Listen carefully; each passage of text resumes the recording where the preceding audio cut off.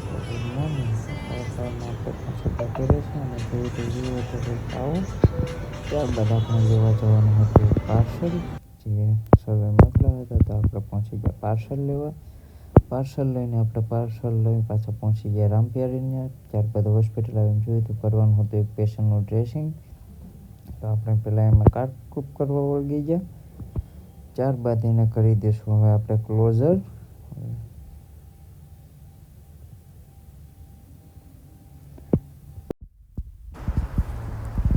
તો આ કાકા અને આ ભાઈ છે એ બે મજાક મસ્તી કરતા હતા, ખબર ન પડી શું કરી.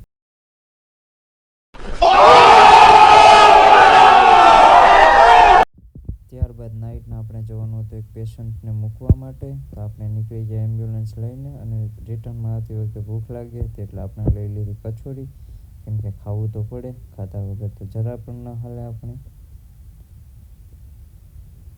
ને આવા જ